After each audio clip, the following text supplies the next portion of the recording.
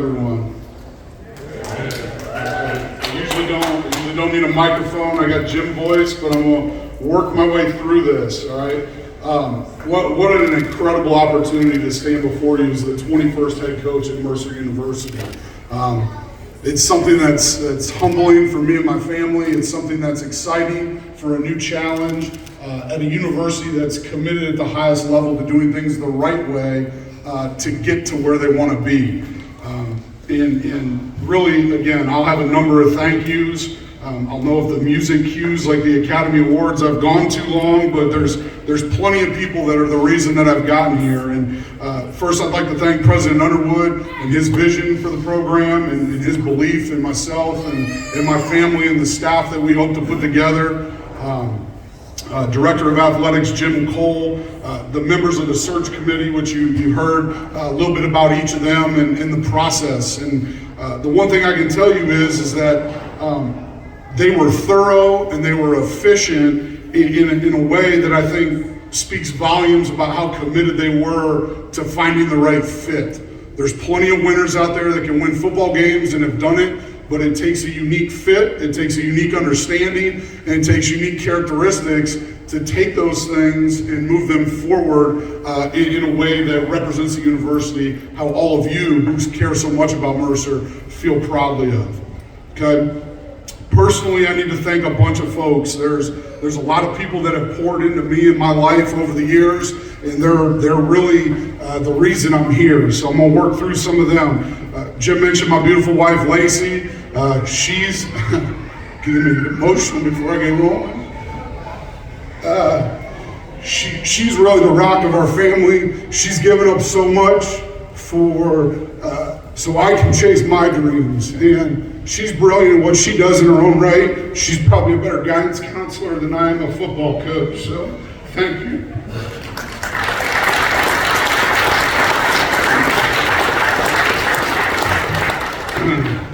I couldn't even make it like a minute and a half. Shoot. My boys, Luke and Knox, you heard. Luke's the teetotal and rule follower. Knox literally wears an air tag on game day. He'll be by your tailgate to sample your cookies. Just make sure he makes his way back to Grandma Bev or Miss Lacey, please, or anybody really in the football department. But they are my why, absolutely. My mother, Judy, could not be here with us tonight. And, you'll hear a lot about, my dad was a coach, so tremendous influence on my life, but the reality of it is my parents were divorced, and she was a single mother that dedicated everything. So my brother and I could have the right path in life, and very, very fortunate for all that she gave to us to really give us the moral compass in the deep down things that you need to be successful. So my mom, Judy. My brother Cody's here. By happenstance, he's a Los Angeles native now, but he works in the television and film industry. He's actually going to be in town for about 5 months filming a movie in Atlanta, so kind of unique. He was able to make it into town, just got in this afternoon. I appreciate you being here, man, and making the effort. That was awesome. We mentioned my mother-in-law, Bev. She's been a big part of our family unit. She moved in to help when we had Luke 7 years ago and never left. And so she's the reason my wife and I get to have fancy date nights like going grocery shopping and doing some of those things that you don't get to do by yourself when you have 2 young children. But we appreciate everything you do and we're grateful. A couple other people that are really important to me. You guys will learn, my dad passed away at a pretty young age, but my Uncle Bill was in the strength and conditioning industry and the coaching business for a long time. He's somebody that I'm able to bounce a lot of stuff off of. Bill Legg, who some of you may be familiar with, played for my dad at West Virginia, and when my dad passed, he's really been a father figure to me, because you need people that don't just know you, but know the profession and understand the different stressors and things that we're asked to do as football coaches and leaders of young men. So I'm appreciative for Bill Legg. I'd like to thank my guy Juan Lozano and the folks at Red Envelope. Juan's the guy that took a chance on me before I had really done or proven anything, and I'm grateful for his friendship and all that he does for me and my family. Professionally, there's been people that have greatly affected my career. Scott Swain's was the athletic director at Notre Dame College. He took a chance on a guy who had never been a head coach. And as you heard Jim talk about, that experience is invaluable, but he trusted me with the program at Notre Dame College and really gave me my start in this business, and I can never repay Scott for that opportunity.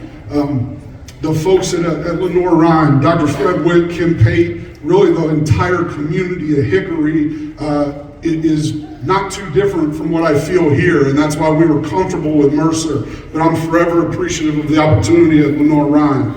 John Luckhart's a gentleman I work for. He's a college football Hall of Famer. John was a longtime Division III and Division II head coach. John taught me really how to run a program, and not just a program, but an organization in a CEO-like manner, because although we pour into kids and coaching is about passion and emotion, you need to be highly detailed and highly organized, and John was all those things, and that's why he's in the Hall of Fame. And I'm forever grateful for the opportunity he gave me in my time at California University of Pennsylvania with him.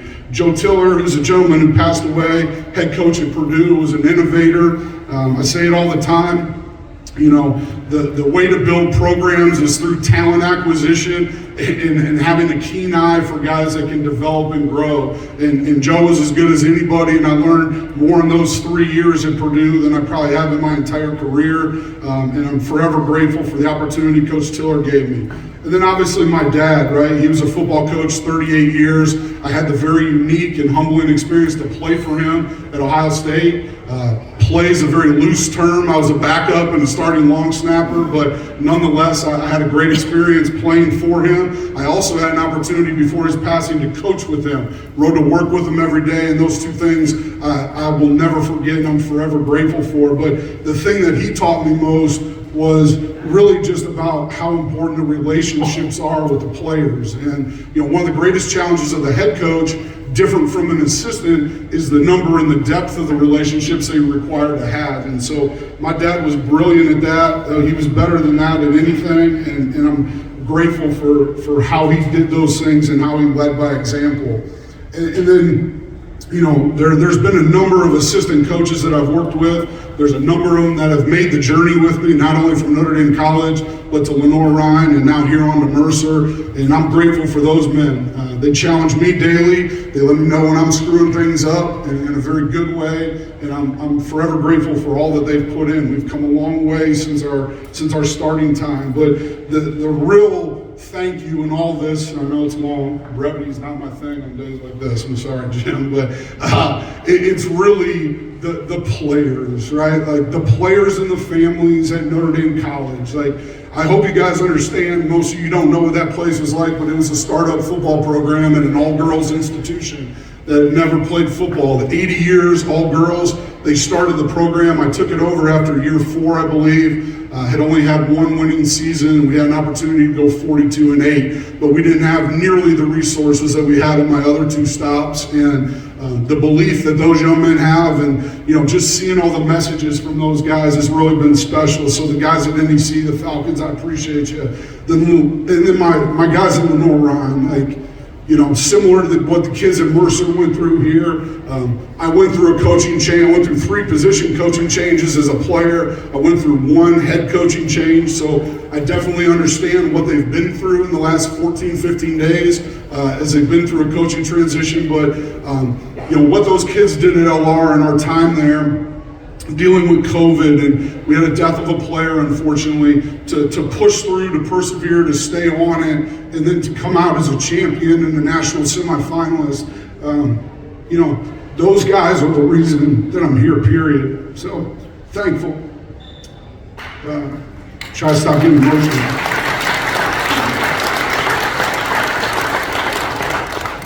Why the Mercer job? And I think that's really important. Why I left a place that was really important to us, that we fit really well. Well, fit's a thing, and in the brief time that we had to get to know the folks here, I felt a strong connection and I felt that there was a strong fit. But what stood out more than anything, because as much as they evaluate us as candidates, we're evaluating the institution and frankly the commitment from the top down, and that is here.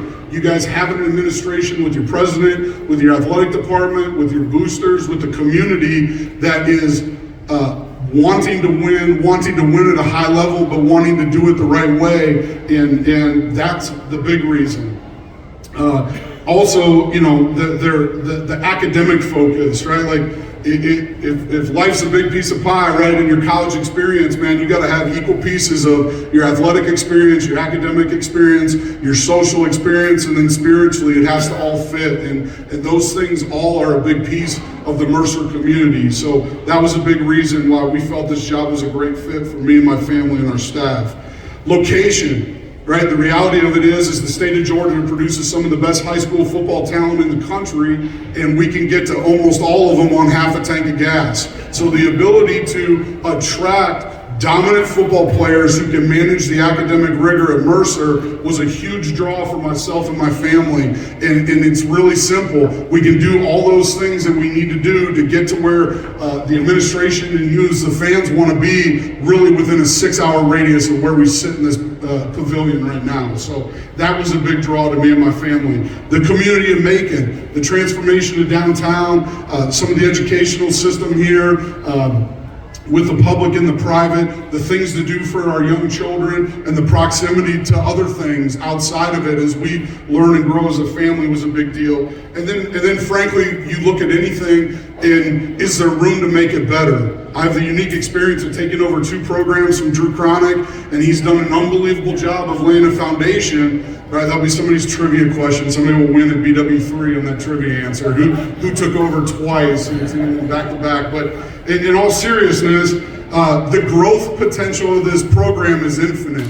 We are just scratching the surface of what Mercer University football can be, and we've done it in a reasonably short time. I know everyone wants an accelerated timetable, no one more than myself, I can promise you, but there's so much more that we can do and accomplish here together with that top-down vision of our academic community and our administration, and we will accomplish great things here. So that's really why we chose Mercer.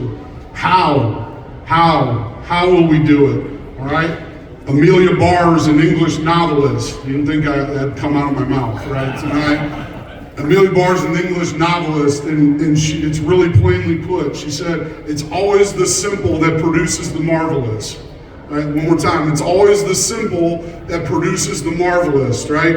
You have to coach with no ego. You have to do it with confidence, but at the end of the day, it's really simple, and people overly complicate it. You must run to the football. You must block people, you must move them against their will, and then you must tackle. Those 3 things, that's it. And you must do them at a high level. Running, blocking, and tackling. Simple stuff, I know, right? But again, it's the simple that produces the marvelous. We will be committed to the basics of the game, and that's how we will build a strong foundation to win the nuance of the situational football with the talented coaches and players that we'll have here at the institution, all right? I think what's important to know is not only do you have to recognize that it's the simple, right? But you have to understand that it takes a mind-numbing consistency and a buy-in to want to do those simple things over and over and over and over again until there's a mastery of them. And that'll be a big part of who we are and what our program is. Jim mentioned it earlier, I'm an offensive line guy, I've coached some D-line, but the reality of it is if we don't win the line of scrimmage, we won't get to where we want to be. I highly value the line of scrimmage. You must run the football and stop the run to win championships, both in the SoCon and in the playoffs. Our team will value that, will embody those characteristics that it takes to do that, right? Grit, determination, physicality, mental toughness, right? Those are all things, and those are big buzzwords, right? But they all take a daily commitment. You must earn the right to say that you have those things, and we'll do that through how we work daily as a program. We'll recruit players that understand and value a Mercer education. We'll develop them to the greatest version of themselves. We'll do that through daily investment. We'll do that through hiring coaches that are tremendous teachers first, and then have a tremendous care for them on and off the field, right? And then finally, we must retain them through their development, right? That's the thing, right? Recruit, retain, and develop. in not so much in that order, but you must develop people so they continue to move forward. When people feel like you're pouring into them, when they feel like you care about them, when they know it's true and intentional, you get the retention that you're looking for in today's portal day and age. And again, that'll be how we do it, right? That is how we will win football games. That is how we will win championships here at Mercer, okay? Finally, and again, brevity's a thing, but I hope you understand just how humbling it is to serve you folks, your community in Mercer University. We hope as a family, which you guys will see, we will be a big part of this. My family will be intimately involved in the community, both through community outreach and frankly just being present. I've already started trying to eat my way through downtown, so I'll take any restaurant recommendations as we roll through this. But we will be involved not just in the community of Macon, but we'll be involved in the Mercer community, and that's being present at other sporting events, being around and available, not just holed up in our offices over there from a football department. That just won't be me, that'll be our staff and their families as well, right? And then again, just actively involved in everything we're doing. We're blessed, we're humbled to be here. We're so appreciative of this opportunity. We recognize how important it is to have the right fit. My family and I couldn't be more blessed to be Bears. Go Bears. Okay,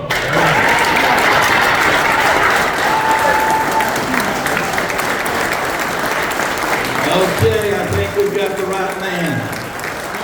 Okay, just a couple of items of business. President's dining room is located just over this